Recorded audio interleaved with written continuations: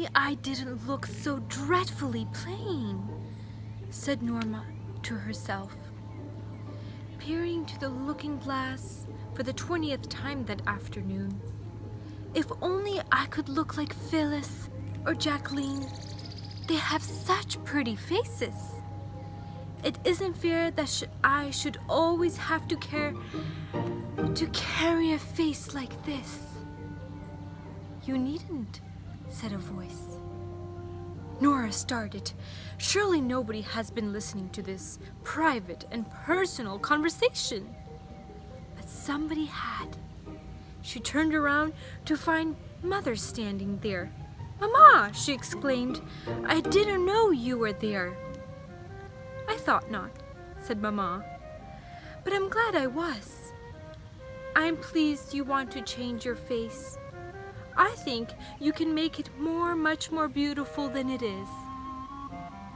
"Can I?" said Nora, her face lighting up. "But how?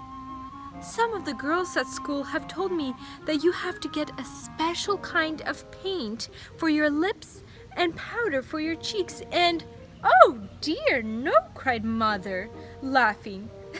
"These things don't make you beautiful. They spoil it. I know a much better beauty." "Do you really? Please tell me. Is it something I can do?" "Oh, yes, of course," said Mother. "Tell me then," urged Nora. "I would so like to have a really pretty face like some of the other girls." "You may," said Mother. "Come, and let's sit in the front room, and I will tell you." Nora ran eagerly to fetch a stool and placed it beside Mother's armchair. "Go on," she said. "I'm dreadfully anxious to learn the secret." "First of all, I must tell you a story," said Mother. "That will be lovely," said Nora. "Well then, once upon a time," began Mother, "there was a little girl with a very plain face." "That's me," said Nora. "You mustn't interrupt," said Mother, "or I will not be able to go on." "All right." "This little girl was was sometimes very cross and rude. She would disobey her parents and answer them back very impertinently.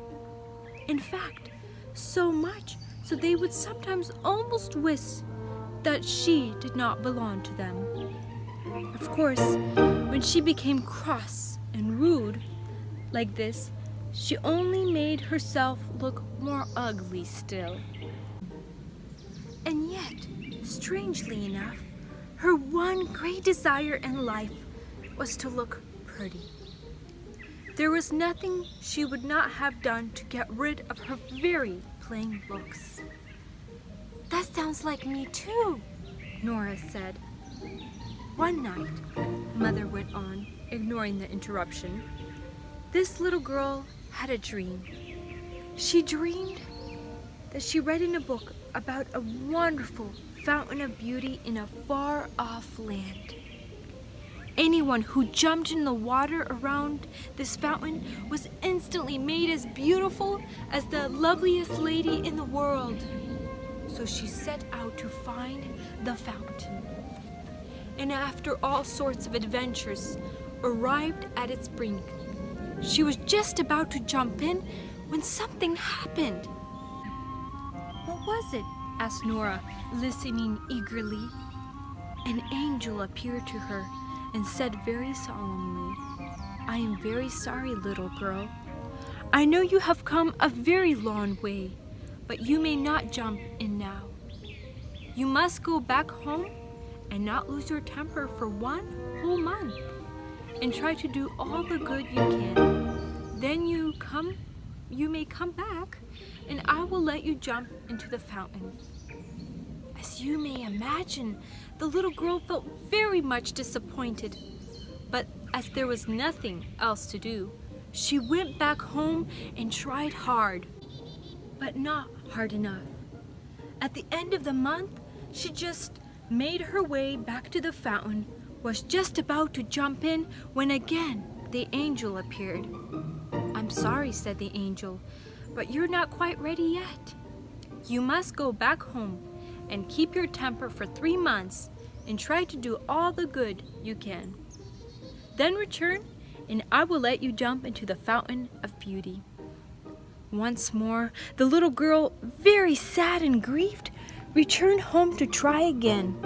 At the end of the 3 months, she went back to the fountain and was just about to jump in when the angel appeared and sent her home for 6 months.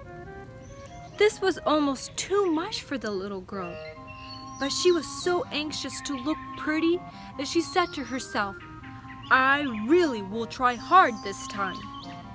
I will watch my temper every minute of every day and try to do all the good I can do to everybody."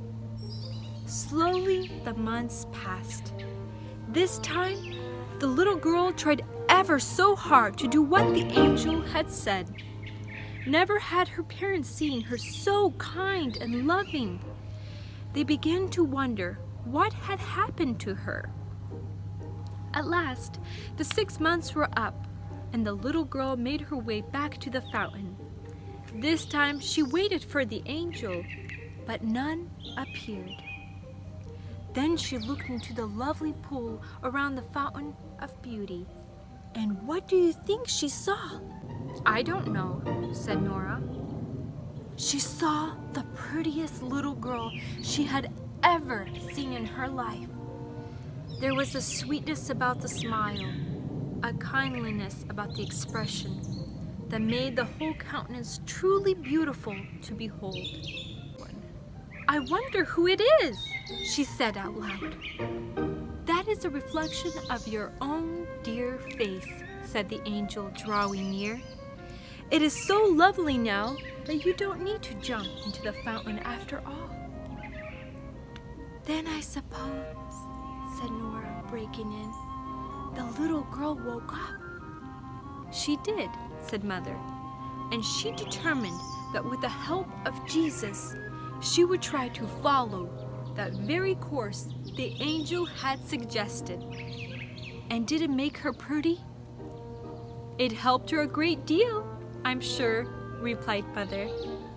"And do you think it would help me?" "Indeed I do," said Mother. "It's the finest beauty treatment ever discovered."